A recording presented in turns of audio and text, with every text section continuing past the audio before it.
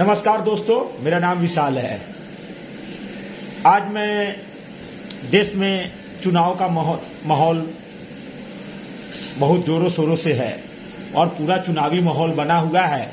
इसी मुद्दे पे आपसे बात करने आया हूं। इसी मुद्दे पे सोचे कि बात कर लिया जाए और आप लोगों के बीच में अपनी बात को रख दिया जाए। इसी में एक बिहार में उपचुनाव एक सीट पे है, कुढ़नी का उपचुनाव। तो कुढ़नी का किंग कौन होगा और इस बार कौन किंग बन रहा है कुढ़नी का, इसी के बारे में हम अपना विचार व्यक्त करने आप लोगों से आए हैं। उपचुनाव के अखाड़े में चल रहे सियासी दंगल पर कुढ़नी की जनता ने सोमवार को फैसला सुना दिया है। मतदाताओं ने हर दल के वादों और दावों पर अपना फैसला ईवीएम में कैद कर दिया है। अब औपचारिक रूप से नतीजे 8 दिसंबर को आएंगे और उसी दिन पता चलेगा कि कुढ़नी का किंग कौन बन रहा है। फिर भी समीकरण के अनुसार और कुछ खबर के अनुसार हम अपना विचार व्यक्त कर रहे हैं। पिछले कुछ दिनों से खींचतान और रस्साकसी के बाद सोमवार को कुढ़नी उपचुनाव के लिए मतदान हो गया। प्रतिष्ठा की इस सीट पर बीजेपी, जदयू समेत सभी पार्टियों के बड़े बड़े नेता यहां पे प्रचार करने आए और सभी अपनी जीत का दावे ठोक रहे हैं। हालांकि यहां पर कड़ा संघर्ष दिखाई दे रहा है बीजेपी और जदयू के बीच में। हालांकि विधानसभा में आम चुनाव में यहां पर करीब 64% वोटिंग हुई थी, जबकि उपचुनाव में 57.9% वोटिंग हुई है। यानी कि आम चुनाव से करीब 6% कम मतदान होना।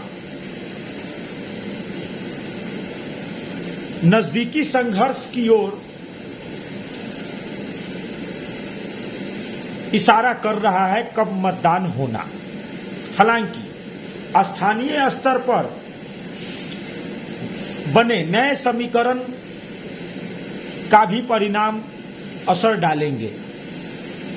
2020 में एनडीए की ओर से भाजपा ताल ठोक रही थी, वहीं दूसरी ओर महागठबंधन से राजद के उम्मीदवार, आरजेडी के उम्मीदवार मैदान में थे। तो 2020 में आरजेडी की जीत हुई थी। आरजेडी की जीत थोड़ा सा प्लस पॉइंट रखता है उपचुनाव में। हालांकि सियासी समीकरण में इस बार आरजेडी, जदयू एक साथ है, जबकि बीजेपी अकेले है। इस बार बीजेपी और जदयू में सीधी लड़ाई है।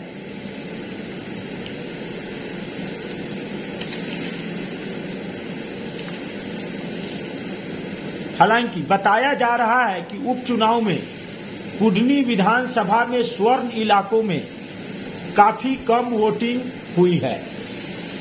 आमतौर पर स्वर्ण इलाकों का वोट बीजेपी माइंडेड होता है और यहां से एक नेता स्वर्ण के नीलव कुमार खड़ा थे वीआईपी पार्टी से, जिनको स्वर्ण का और मलाह का अच्छा खासा समर्थन प्राप्त हुआ है, जिसका नुकसान सीधे तौर पर बीजेपी को हो रहा है। अब सवाल यह उठ रहा है कि कम वोटिंग प्रतिशत से किसे फायदा होगा। वह इस बात पर निर्भर करेगा कि वीआईपी के प्रत्याशी नीलव कुमार और एआईएम के प्रत्याशी मोहम्मद गुलाम अंसारी कितने वोटों को काटा है या किसने अपने कितने वोटरों को ज्यादा बेहतर तरीके से पोलिंग बूथ तक पहुंचाया है। वही हम मतदाताओं की रुझानों की बात करें तो महागठबंधन के जदयू प्रत्याशी मनोज कुशवाहा को अपनी पार्टी के अलावा महागठबंधन के सहयोग है, राजद है, हम हैं, कांग्रेस है और अन्य सहयोगी दल के मतदाताओं का एक मुश्त वोट मिलने की संभावना है। इसके चलते जदयू प्रत्याशी मनोज कुशवाहा जी भाजपा प्रत्याशी केदार गुप्ता से आगे निकलते नजर आ रहे हैं। अब बात ये भी है कि वही स्वर्ण मतदाताओं ने अगर भाजपा पर विश्वास जताते हुए अगर इस बार बीजेपी प्रत्याशी को वोट दिए होंगे या वोट किए होंगे और एआईएम के प्रत्याशी की ओर से जितनी वोट काटे गए हैं उसका लाभ सीधे केदार प्रसाद गुप्ता जी को मिलता नजर आ रहा है। हालांकि नतीजे सभी को इंतजार है, देखना है फैसला जनता के द्वारा किए गए मतदानों से देश हित में फैसला होता है या बिहार में जिसकी सरकार है उसके सपोर्ट में और राजहित में होता है। इसका फर्क 2025 के चुनाव में बहुत दिखाई देगा और इसी से जोड़कर देखा जाएगा। अगर मेरी वीडियो अच्छी लगी तो आप लाइक कीजिए, शेयर कीजिए। जय हिंद, जय भारत।